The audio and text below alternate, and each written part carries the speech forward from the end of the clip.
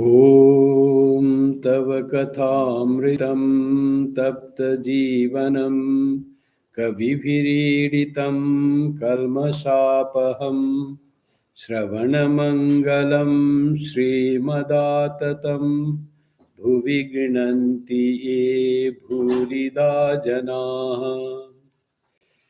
The nectar of thy words revives the scourged spirit of the human beings. They purify the sinner and are the life of the holy. To hear them itself is auspicious and peace generating. They are the real givers who spread thy name far and wide. Welcome to the Friday scripture class. And today's scripture is the Gospel of Sri Ramakrishna. Always sweet, wherever you read, like the sweet bread that Sri Ramakrishna says in the Gospel.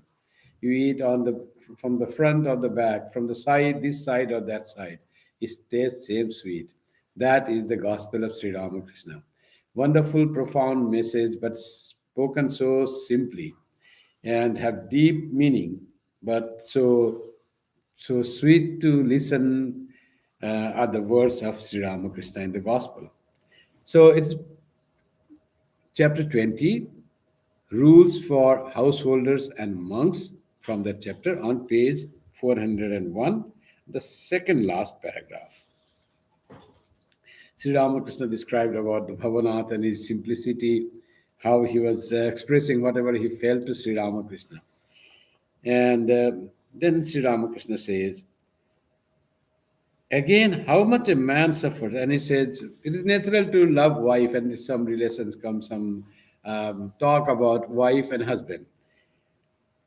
Again, how much a man suffers for his wife. Still, he believes that there is no other relative so near. Look at the sad plight of a husband. Perhaps he earns 20 rupees a month and is the father of 3 children. He hasn't the means to feed them well. His roof leaks, but he hasn't the wherewithal to repair it. He cannot afford to buy new books for his son. He cannot invest his son with the sacred thread. He begs a few pennies from his different friends. He is saying the plight of a householder. And it's not about saying about the wife or husband, how the difficulty the householder's life if they do not earn enough.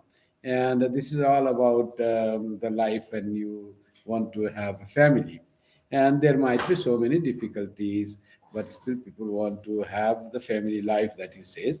And after saying that, all this happened because the person wanted to have a wife. And after wife came the children, then came the family, then came the relations, and then wife's parents and their relations, and his own parents. It becomes bigger, and that bigger responsibility comes. So that is what he said about the problem increases when you have a household life. So he's little comparing with the life of a householder and life of a monk. Monk is independent, he has nothing to worry about. He's very simple life of his own, and his life is simple, and he can devote time to God.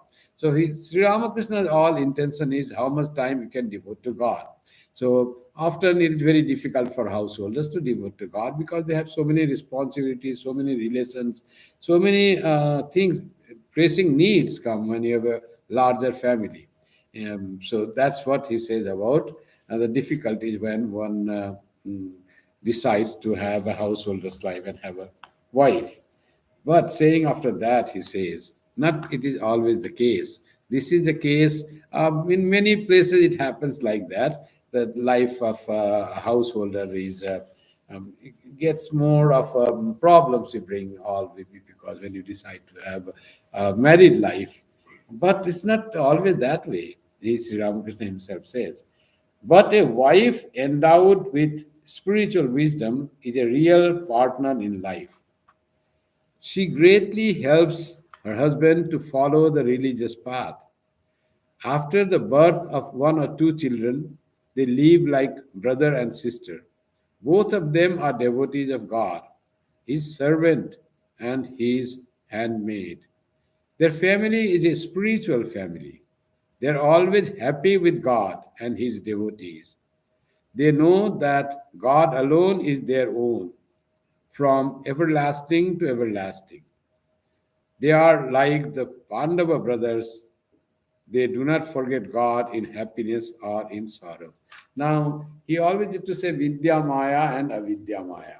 He used to say that if the wife, spouse, what to say about only wife or husband, spouse is very worldly and materialistic, selfish, self centered, then the life of both family members, husband and wife, becomes very terrible, very difficult because one of them, either both or one of them, is very self centered.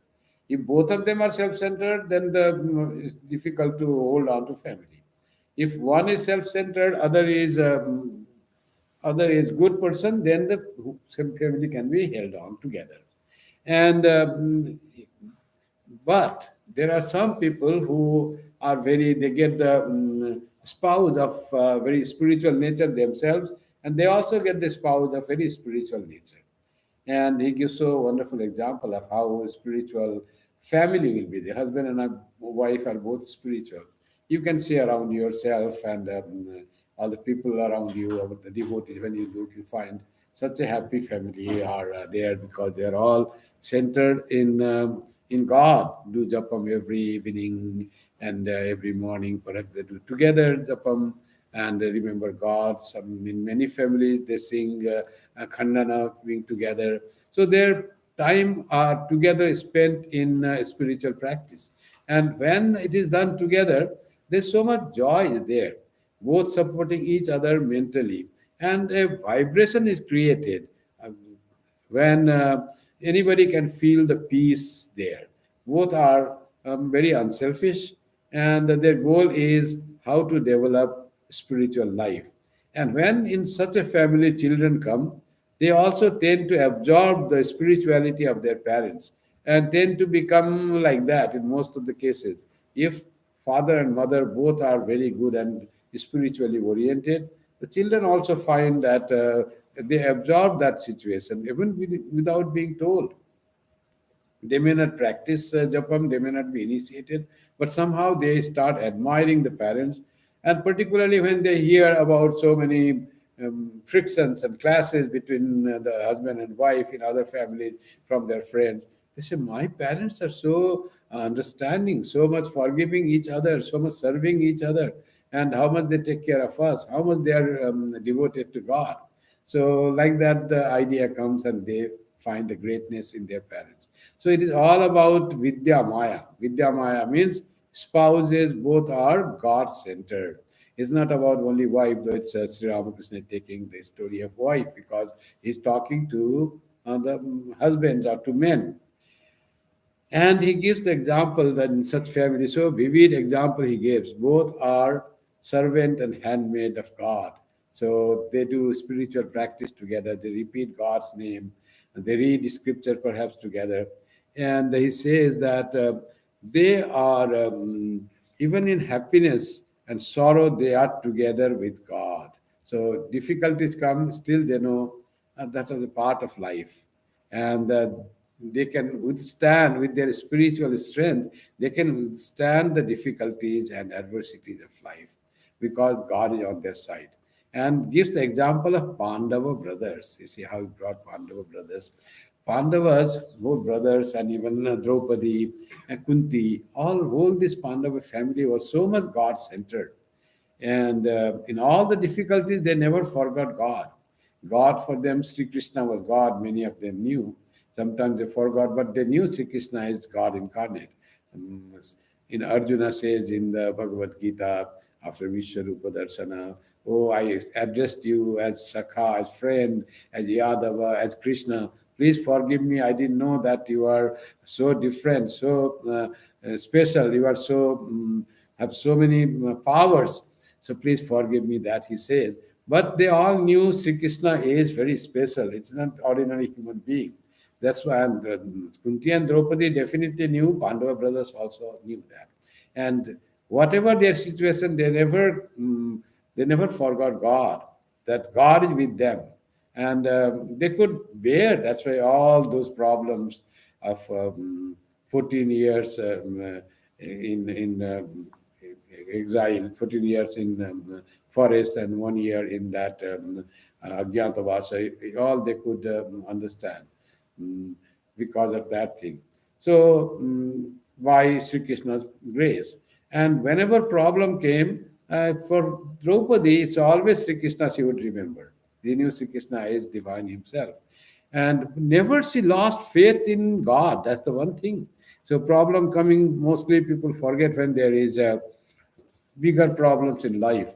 And if problems are overwhelming, they even try to deny there is no God. Otherwise, why didn't He come to help me in this situation? So I don't, all the faith and all the puja, worship, upasana, all that takes to vaporize when there are real, um, real problems in life in many cases, when the faith has not become so strong. But in Pandava, brother says Sri Ramakrishna, that there was faith in God was intact even in good fortune and bad fortune, always there. So when Durvasa comes to Draupadi and says, "I want to. I have so many disciples with me. We have to eat. We are very hungry. Make food ready." And there was nothing in the. It was in the forest. Nothing was there. They went to take bath. Then what will she do in the forest? You cannot go and buy. You cannot ask anyone. No, and they all had gone to outside. There were nobody was there in the hut in the forest of her husband's. And then what she does to solve her problems, she remembers Krishna. That was the last resort, always. Whether whatever difficulty was there for Draupadi, Krishna was there.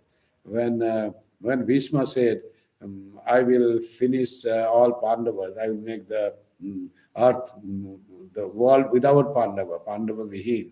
When I devoid of Pandava, the earth will make. Means I will kill all Pandavas." Then Draupadi knew that she Bhishma, whatever he promises, he keeps. Promise. That's why it's Bhishma. Now, when he says that, how to make him think other way? Draupadi immediately remembers Krishna, and Krishna comes, and he says, "I will tell you, do one thing. Take the disguise of a ordinary woman, and go to Bhishma, and Bhishma will bow down to him, and Bhishma will bless you." She goes in the battle time in Bhishma's camp, and goes in, it was semi-dark, and goes and bows down. And when Bhishma founds it's a woman, he says, "So Bhagyavati Bhava, may you have, you be with your husband." So like that, he blesses. Now after that, says, "But you have said that you will kill all the Pandavas." Now Bhishma had said that. Now he says this thing. This is the final thing that he said. He cannot go. He cannot deny his own blessing to this Draupadi. Then he understands this Draupadi and he says, "Who gave you this idea that you should come to me in the disguise of a regular of the village woman?" Because if she was in Draupadi's form, she would not be allowed to go. Draupadi will not be allowed to go from another enemy camp to him. So she said, "He is waiting outside. Must be waiting outside. Krishna, come here. I know this wisdom, this type is must be from you." So Krishna always saved Draupadi because she was always there in all situations. And really, Bhishma didn't kill the Pandavas, rather he chose to die in the hands of Arjuna. So this Sri Ramakrishna says, always being with God in situations whether favorable or unfavorable, in happiness or in sorrow. Now, Sri Ramakrishna, after saying about the Vidya Maya, who, mm, who are helpful to each other, the spouses who are helpful to each other in spiritual matters, after that he says about plight of worldly people about devotion to God. Very temporary, that's how it happens. Many cases, the one was devotee of God, and something happened, one accident happened, somebody died in the family. And immediately that lady took all her the photographs of deities and just bundled it up and put it away. Never entered there. Just if God is there, why didn't He save my children? Why did He put me in trouble? Like that, all like business thing. When I worship God, when I pray to God, when I repeat God's name, He should always make my wishes fulfilled.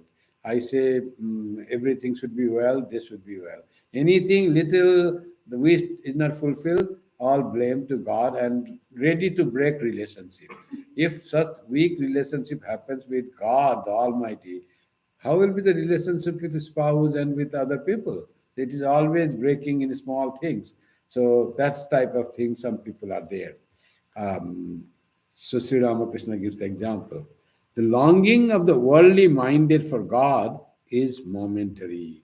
The longing, at least some longing is there, as I want to see God, but not deep. They might be longing for one moment. Mano tadapata hari darasana ko aaj. Somehow today I feel like seeing God. I want to visualize God and the vision of God. Today, this emotion has come.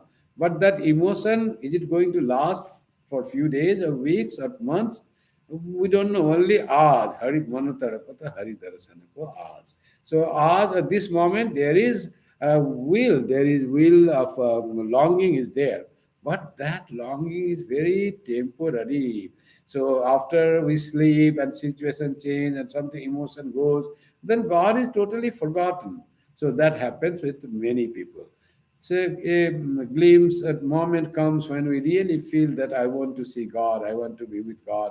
That type of idea may come to many persons who believe, that to the devotees, of course, to the theist person who believe in God. But for those who do not believe in God, no, well, no question they will want to have vision of God. But if we are not deep into devotion, that desire to have God, that is only for time being. It vanishes very quickly, and when it will come, we don't know. We feel that, oh, that day was so nice. I was so much wish to have the vision of God. That day, that week, last year in 2011, now it is 2023. After 12 years, I never have such type of feeling, longing for God. That is the question happens to most of us when we are not into the spiritual practice, not gone deeper into love of God. So longing of the worldly minded God is momentary, and he gives the example like a drop of water on a red hot frying pan. The water hisses and dries up in an instant. Red hot pan, in that you put the drop of water. Immediately it evaporates. So, like that is the thing, longing for God. That's Sri Ramakrishna says. This connection with God. Why only longing? Connection is also like that. It just is very feeble. The attention of the worldly minded is directed to the enjoyment of worldly pleasure. Therefore, they do not feel yearning and restlessness for God. So the reason Sri Ramakrishna says why it is so temporary attraction for God. So because there is no there is a no feeling. They do not feel yearning and restlessness for God. There is no yearning is there. Longer the viraha is not there.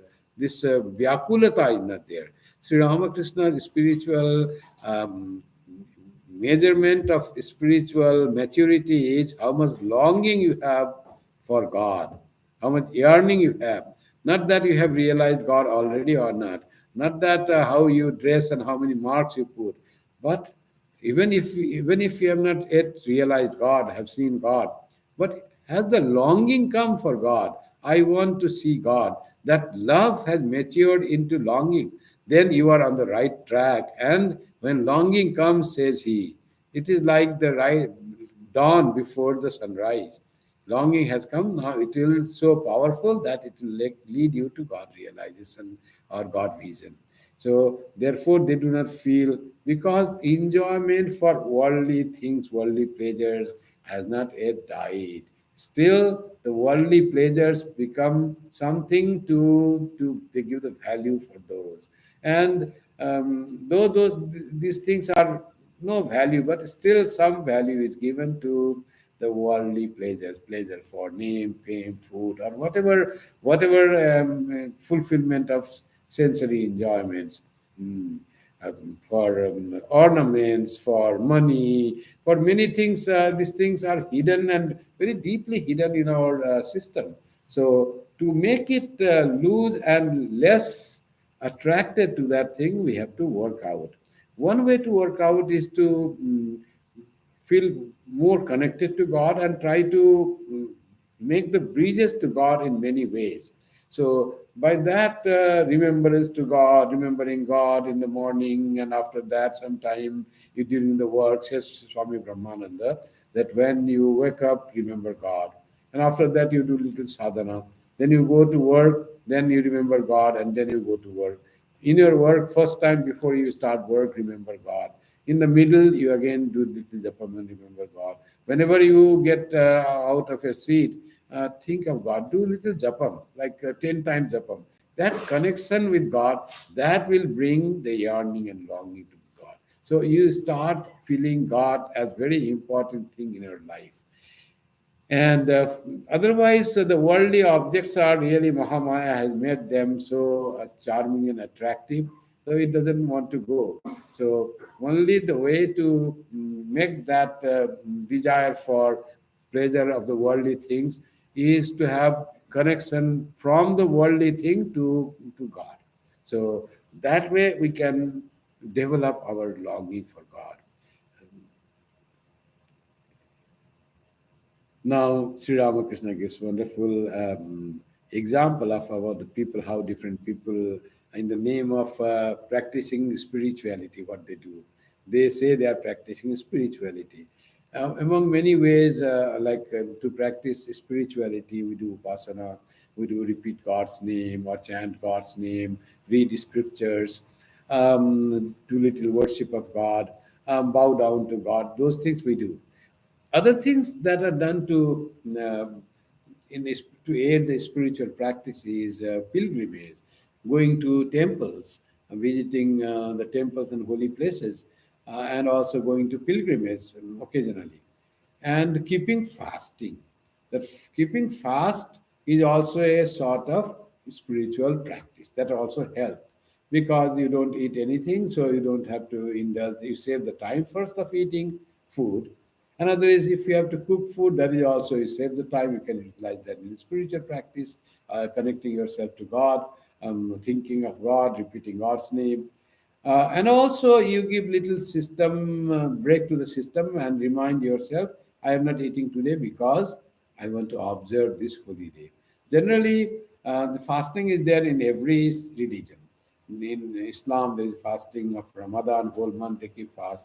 In Christianity, also, there is fasting of that 40 days of fasting, Lent. In Hindus, there are no continuous days of fasting, but many people fast on special occasions. Like some people fast on Kali Puja, some on Janmashtami, some on Shivaratri. Like that, people keep fast on occasional auspicious days. So this is very auspicious day. I want to eat today.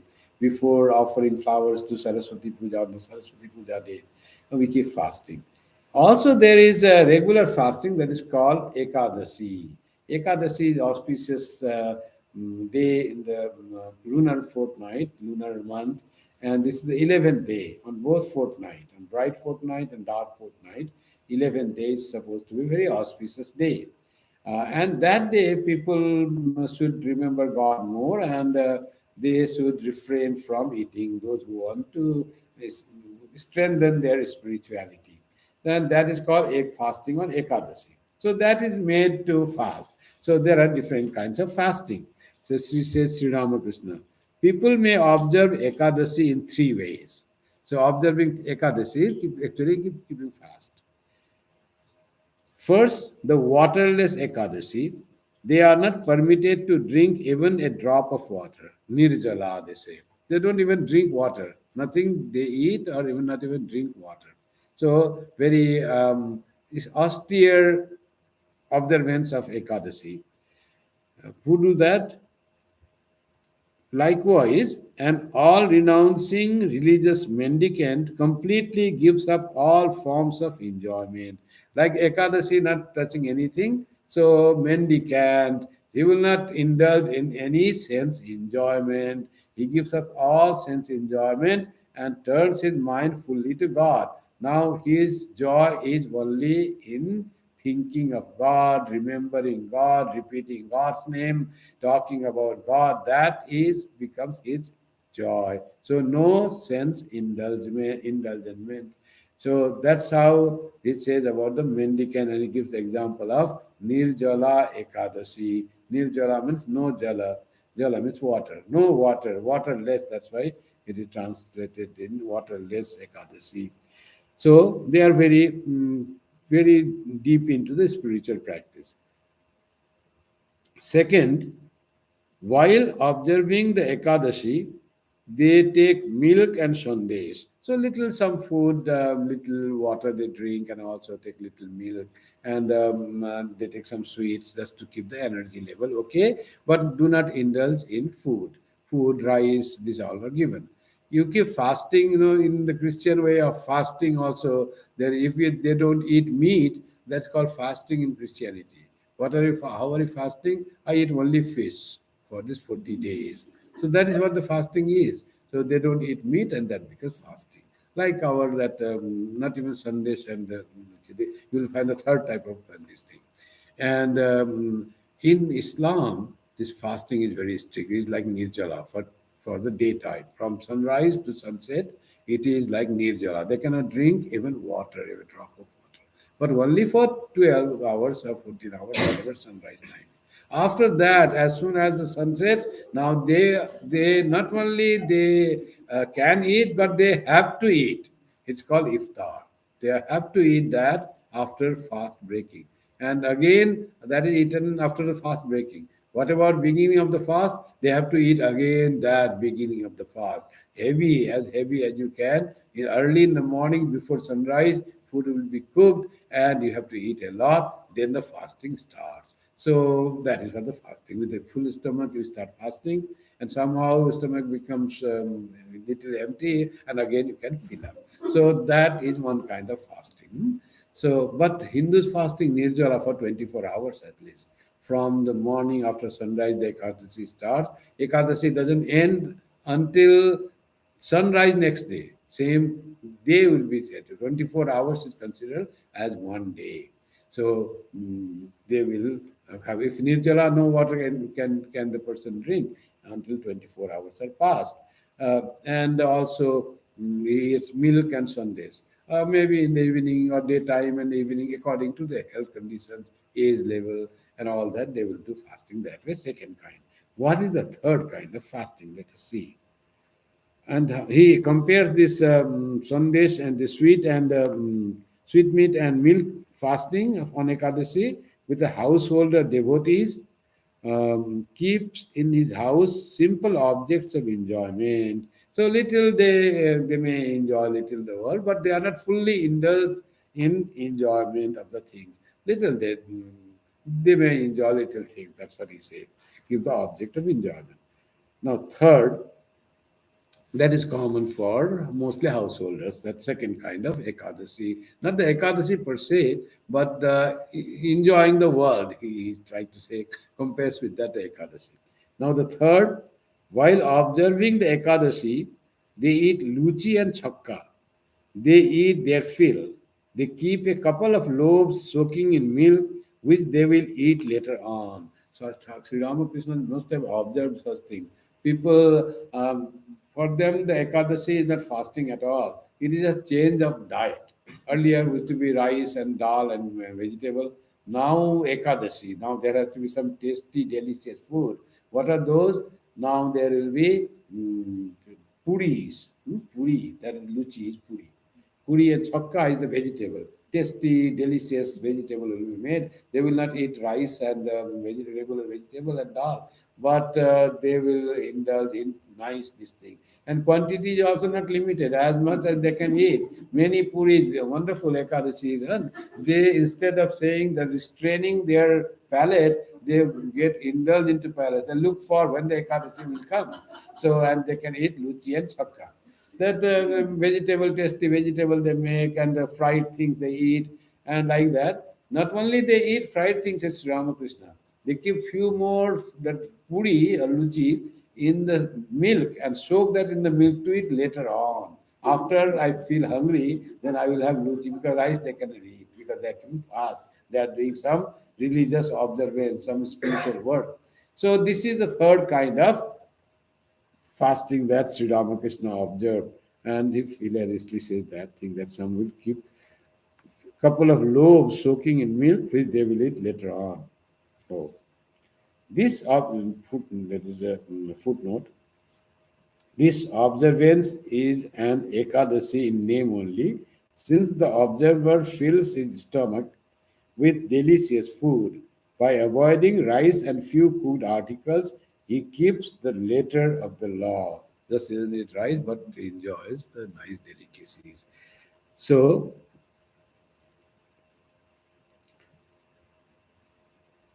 a man practices spiritual discipline, but his mind is on woman and gold. It is turned towards enjoyment. Therefore, in his case, the spiritual discipline does not produce the right result. So that's what he's keeping fast, he's eating everything. Like that, in the case, they do some spiritual discipline. They may do japam, whatever his guru has said, do the japam like 108 times and done. After that, whatever indulgement is there, they will do that. That's why there is no progress, he said. But his mind is on woman and gold means worldly enjoyment. It is turned towards enjoyment. Therefore, in his case, the spiritual discipline does not produce the right result. So it doesn't produce any result. I have been initiated for 15 years, 20 years, Swami having doing japam mantra, but nothing has happened. There is no inner growth, there is no peace inside, I don't feel any joy. No, I don't feel any love increased for Thakur at all. So it is not, was there some wrong in the mantra or what was the, so there is nothing wrong in the mantra. You never sincerely tried to be, to practice spirituality, trying to go away from the worldly enjoyment to enjoy the presence and association of God. That was the thing. And that's why there is no progress. When there is no progress means there is something wrong in my practice, not in the way that is told me, but in the practice that I do. Maybe I'm not fully doing it. Maybe I'm doing it half-heartedly. Maybe I'm not very sincere in doing that. Maybe I have not yet got the joy of a spiritual practice, repeating God's name, only because I have not practiced it sincerely. The more we do sincerely, there will be definitely joy in repeating God's name. Holy Mother used to say, mm, you get the smell of flower by holding it on hand, and the smell of flower comes. You just are with it, flower, and the smell will come. You don't have anything taking. You don't practice anything. How will you gain the benefit of those mm, mantras or those things? That's what Holy Mother says.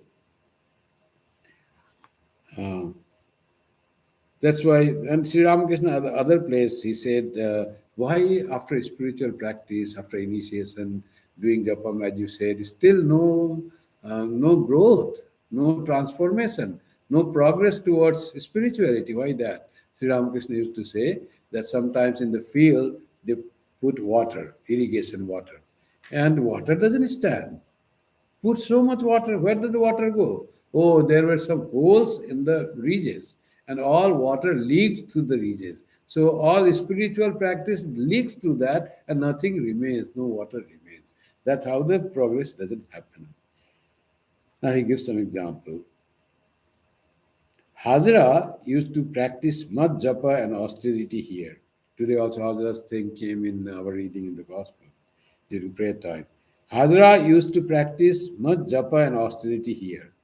But in the country, he has his wife, children, and land. Therefore, along with his spiritual discipline, he carried on the business of a broker. Such people cannot be true to their word. One moment they say they will give up fish, but the next moment they break their vow. So this is about the weak-minded person. They cannot keep their promise, and the person was half-heartedly doing, showing that great spiritual practice he is doing. He used to talk about all Advaita and all that, and used to say many things and Narendranath was very impressed with Hazara. Sri Ramakrishna said, and Sri Ramakrishna was alerted what he said. like that. And it is Sri Ramakrishna who had brought him from, he was near Sri Ramakrishna village. He had brought him and given him shelter. But he used to sometimes criticize Sri Ramakrishna and was to often say Sri Ramakrishna's way is not right. One should be very Vedantic and thinking of God. What is there? Worshipping image. I like that he used to say. So wanted to make a show of being the worshipper of a formless God, Vedanta, like that he used to say. But his mind was in home and he had something to pay off. He had some debt there he could not give, and he was always worried that that was the purpose of Hajra. He wanted to make friendship with rich people who came to Sri Ramakrishna if he could get some money. Sri Ramakrishna knew everything about that. But he could, because of his good talks, and he could even impress some people. Swami Vivekananda Narendranath was so simple by nature. Sri Ramakrishna says about Hadra. See, Narendranath says, no, I have tasted. He is good. He didn't say that. He was not like that. He defends Hadra to Sri Ramakrishna. Then Sri Ramakrishna said, do you know Hadra more or I know him more? He lives here. You come and talk sometime to him. Like that was the Hadra. Is there anything that a man will not do for money? He will even, and about he says, Sri Ramakrishna said, one moment they say they will give a fish, but the next moment they break their vow. It is not about eating fish is a non-spiritual thing, but vows, promise, something say myself, I say to myself, I will not do this. And it is so weak, the promise is, I do not hesitate to break the next moment. So that is the sign of a weak minded people. Strong minded people, when they say they will not break the things that I have said, I will not do that, I will not change. Like Bhishma, you see, that very strong minded one. So, like that, I will not eat this thing I have given up. Suppose I have given up pork, I will not want to eat like beef. So, no, then I will not eat beef. Beef, because I have said I will not eat. Why will not eat? Someone asked, some American president used to smoke long back. When then it was found that smoking is bad for health.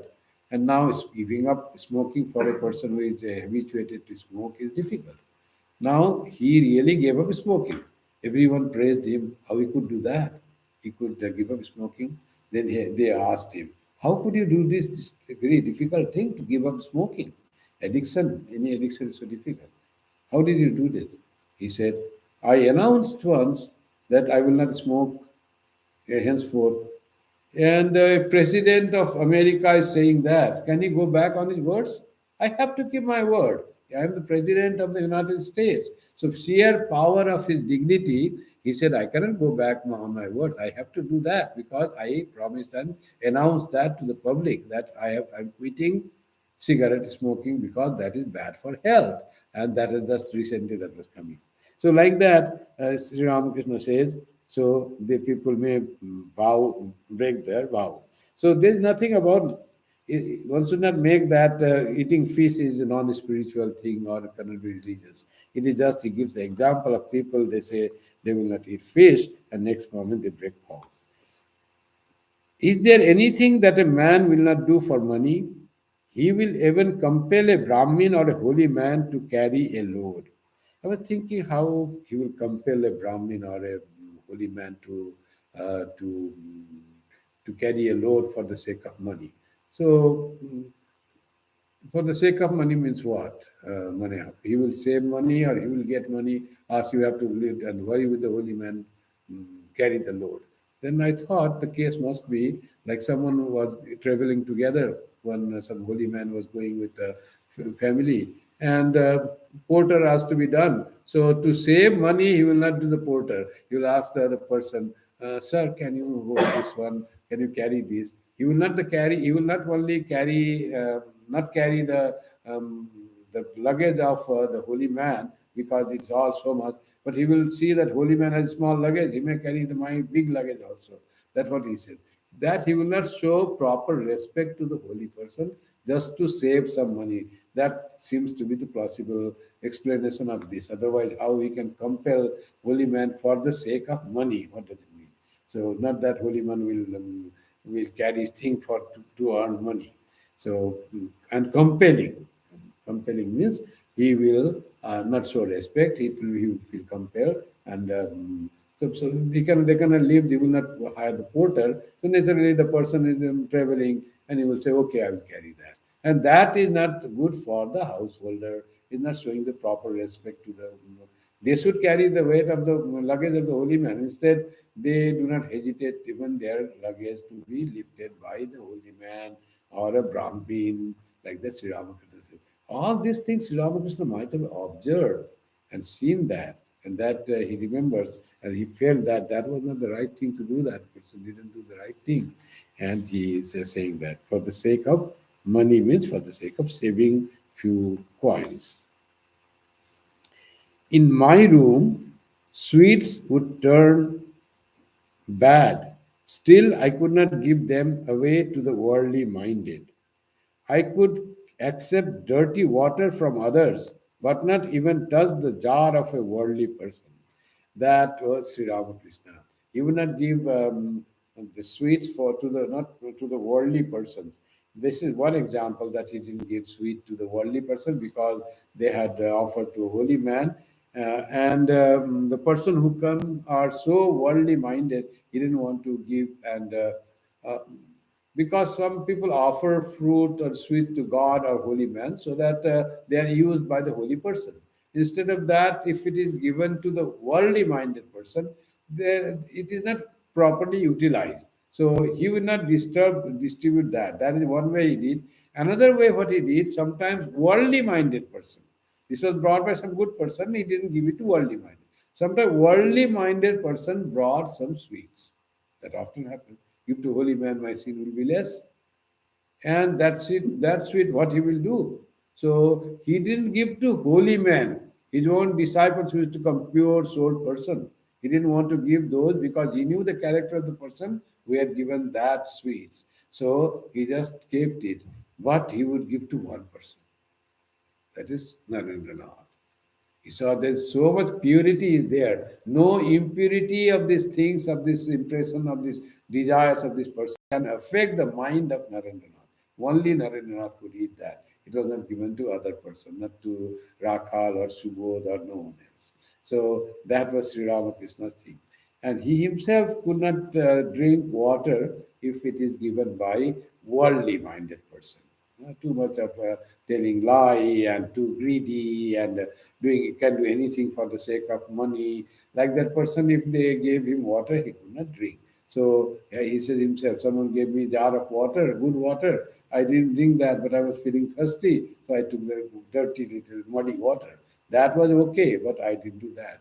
You know the story that Swami Vivekananda and he was coming in the chariot, and Sri Ramakrishna felt thirsty, and Narendranath, some person was known, and it was a vehicle, and they said water. He brought the water from outside, and he gave the water. Sri Ramakrishna said, "I cannot drink that." He could not drink that, and Narendranath was very. He didn't like this. Someone giving you water, and why are you not drinking? You are thirsty. Said Sri Ramakrishna says, "My child, that person's character is not good. That's why I could not drink." And there's a glass of water, person's character, how they are related. Person's character, the person will be bad. But how the glass of water is going to be bad because of that person? Water is pure water. You can drink the water. There is no impurity has entered into the impurity is in the mind of the person. But how this water will be bad? And how what is the proof? He didn't know even that person. Narayana didn't know. Sri Ramakrishna also didn't know the person about the person. Just an unknown person he brought. Narendra thought, oh, it is too much to say that unknown person and character is bad. And how does he know? Just by looking at a glass of water, he can understand the mind of that person. Narendranath was such, he didn't leave that. He has to taste Sri Ramakrishna. No?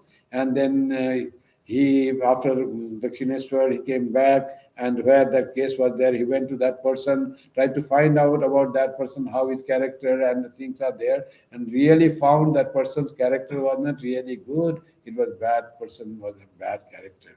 So Sri Ramakrishna was tested and found right by Narendranath. How many times he tested Sri Ramakrishna?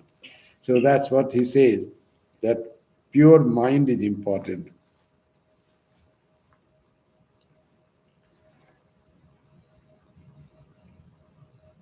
At the sight of rich people, Hazra would call them to him. He would give them long lectures.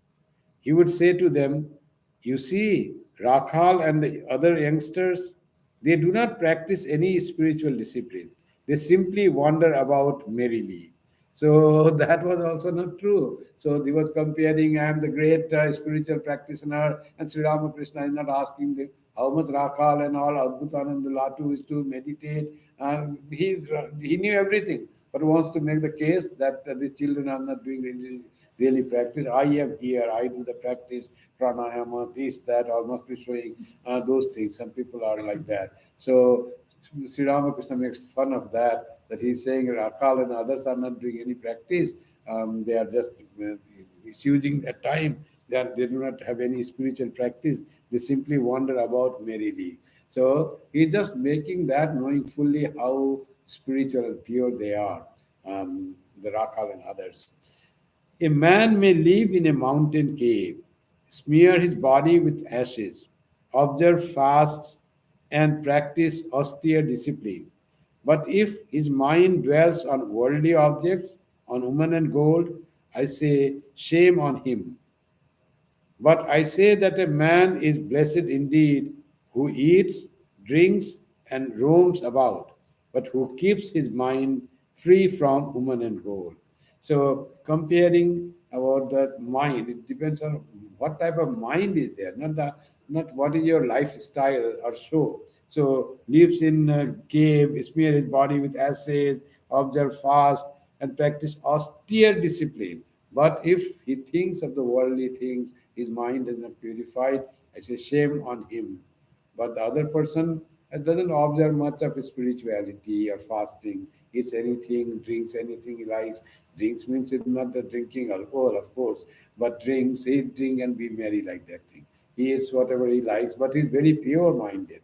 That is the real spiritual practice, he says, depends on, but who keeps his mind free from woman and gold, that person is blessed, he said. So it is all about how our mind is, where it dwells. And he gives other time the story of two friends that were going, and suddenly one friend said, one person was going to bad place, and other said, I want to go to listen to Bhagavatam. Hmm? Doing this, going and listening Bhagavatam, such a holy act. Going to bad place is the bad act. Now, the one who went to read Bhagavatam, listen to Bhagavatam, he said, what this I'm listening, this blah blah. Krishna said this, and Dhruva said this. And then my friend is having a fun time there, enjoying there. And the friend who had gone to a bad place says, what have I done? My friend has gone to listen Bhagavatam, and I'm so indulging in the sense pleasures. What have I done? So that person, my friend, will be listening to the stories of Krishna and the story of Uddhava and all those things. I'm here indulging that. And when they died, the one who had gone to listen Bhagavatam, he went to Yamaloka, and then who had gone to bad place, he went to Vaikuntha, because his mind was in. They were in other wrong places, different places, but there whoever so mind was in right place, that was the merit that he says. Pointing to Monimalli. There is no picture of a holy man at his house. Divine feeling is awakened through such pictures. Sri Ramakrishna must have gone and observed. He used to like pictures. Sri Ramakrishna's room in Belur Math had many pictures of gods and goddesses. So he might have gone there and observed there is no picture of gods and goddess. And what Mani Malik says, yes, there is. In one room, there is a picture of pious Christian woman engaged in prayer. Mani Malik was a rich man. So he didn't keep pictures of Krishna or Vishnu or Shiva, but he kept the pictures of all Western, like there is a picture of woman engaged in prayer, Christian woman. All those you find to buy that time, all Christian influence. There is another picture in which a man holds to the hill of faith, all from Bible stories. Below is an ocean of immeasurable depth. If he gives up his hold on faith, he will drop into bottomless water. There is still a third picture.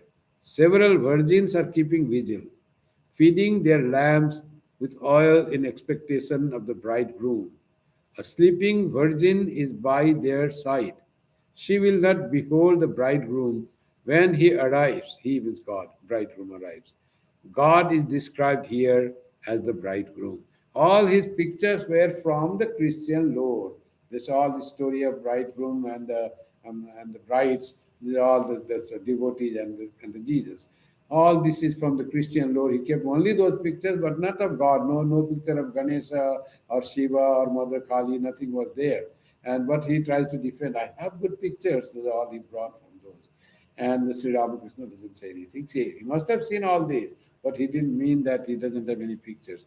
So, seeing the picture, he says, you feel like that thing. Eh, Whatever is symbol, it gives the inspiration of that. When you say Ganesha, you think of Lord Ganesha. When you see a picture or Shiva Linga, you think of Lord Shiva. Like that, these do not rouse that feeling, but he had to explain that. Master smiling, that's very nice. He said a nice explanation about the bridegroom, and the one person was missing because that lady was sleeping and not waiting for God to come. Monilal. I have other pictures too. One of the tree of faith and another of sin and virtue, all from Christian background story. He had bought all somewhere selling in some church. He had brought all that and decorated that. So that he says the picture and boldly saying that. And Master to Bhavanath. Those are good pictures. Go to his house and see them. The master remained silent a few minutes. Master. Now and then I reflect on these ideas and find that I do not like them. In the beginning of spiritual life, a man should think about sin and how to get rid of it. But when, through the grace of God, devotion and ecstatic love are awakened in his heart, then he altogether forgets virtue and sin. Then he leaves the scriptures and their injunctions far behind. Thoughts of repentance and penance do not bother him at all. Very high stage he's saying. So no feeling of guilt feeling, no feeling of repentance, because mind is fully given to God now. More of God has come to that person. So no idea of sin, it will create me bad. All has been consumed by his constant remembrance of God, or his focus and connection with the divine. So that type of higher life, he says. In the beginning, it may be there because he said sin and virtue. He said sin and virtue, you should take the path of virtue, not to the sin. Like that must be some stories that were taken. So Sri Ramakrishna didn't like the idea of sin. Someone was reading Bible to him. He said, Bible is good, nice stories, but so much of sin is said always, so much of emphasis on sin. One who always thinks of sin, sin, sin, he will commit sin. Why to think of sin? Rather think of good things, positive thoughts. That will take all your weaknesses go away. That was his idea. So he says that if we have spiritual life strengthened, then there is nothing to worry about and think of, oh, I did it wrong, I have to do penance for this, I have to have the repentance, price chitta for that. Doesn't happen at all, that he says. It is like going to your destination along a winding river. This requires great effort and a long time. But when there is a flood all around, then you can go straight to your destination in a short time. Then you find the land lying under water deep as a bamboo pole. So here what Sri Ramakrishna wants to say, that he said in the Gita also. Yavanartha udapane sarvata samplutodake tavan sarveshu vedesu brahmanasya vijanata. The one who has realized God, for him the Veda is not needed, because when there is flood, then you don't have to go find the way out river where it will go. You can go straight. Everywhere there is water. Everywhere knowledge has come. Now these Vedas are not that essential for him to read and recite and chant like that. Even the life, regular life also doesn't matter. That's why this great realized souls um, like Tailanga Swami, they used to lie on the Ganga, just sitting there quietly. That was the sign of a realized person. Not doing much tapasya or not doing all the things. You had to just sit on the bank of the Ganga in Panchganga Ghat in Varanasi. And he was a realized soul. He was, the people used to call him Sachala Shiva, the Shiva that moves. He was one with Shiva. So this is the condition when it happens, when you have got that intense connection with God, then they don't worry for any wrong happened, or I committed this mistake. In Upanishad also it is said, when one realizes God, he doesn't think, why didn't do I good thing? Why did I do bad things? Such thought doesn't come at all. Kimaham sadhuna karavam, kimaham papama karavam iti. That type of thought doesn't have come to a realized person, to a devotee of God. So nothing worries for them at all. Why didn't I do this thing? No, why did I do papa? What is papa there? So, but the papa there means doing something that is forbidden by the scriptures. Why did I do that? Nothing you worry for anything, it happened, doesn't matter. When one realizes God, then there is no consequence of karma at all. Karma doesn't bind you at all. So, and after that, if there is some consequence of doing something, happening something wrong by you, you don't mind taking that consequence. It doesn't matter at all because your mind is always in God. When we put our mind in God, then life becomes so happy. Like Rabindranath, that song, "Tomorrow Oshime Pranamonoloye Joto Dure Amidhai." When I think of you, and when thinking of you, my mind flows. And then I find when I'm with you, wherever I go, in your awareness, then there is no death. কোথাও দুঃখ কোথাও মৃত্যু কোথাও বিচ্ছেদ নাই. There is no separation from you, there is no suffering, there is no death. Even death is forgotten, even suffering is not there at all, only when I am with you. But once I forget you and become self-centered, then little suffering becomes a well of suffering. Then death becomes real fear that is coming. Just when I forget you and I start being self-centered. That beautiful Rabindranath's poem says. That's so true about Sri Ramakrishna saying, when we are with God all the time, all suffering, miseries, fear, all will vanish. And when we forget God, all that will come and take huge shape. Every little thing will seem so big thing. What will happen? You are always afraid. Little pain happening here. Oh, maybe cancer. Oh, I have to go to doctor tomorrow. Pain. Say, yeah, it seems like that. Everything will be there. Doctor, go tomorrow. Take an appointment. Go. No, no, it is nothing. For this, until you got the appointment, you are all suffering. You already got the cancer. It is developing. How much is the life? Maybe have which stage? I don't know. All you are suffering so much self-centered. And if you have God centered, even cancer comes, it has to come, body has to go. What does it matter? Like by heart attack, by cancer, somehow body has to go. So body will go. What is that? Doesn't matter. I had a good life or not for so many years. So no fear, no worries, even if the cancer happens. Our Pramothananji, he had one day cancer was detected to him, and doctor said only 6 months pancreatic cancer, incurable at his age of 82 years of age. So then the doctor said, and after Swamiji, after a few seconds, he called his attendants, devotees who were looking after him, and said, "Can you warm food? We have to eat now." So they had heard that he had cancer and life is short, it is shortened for a few months. And they were really very sad. And when they saw Pramothanandji, no effect, he was as happy as ever. Then they thought perhaps Swamiji didn't understand what doctor said. Then went there and said, Maharaj, did you hear what doctor said?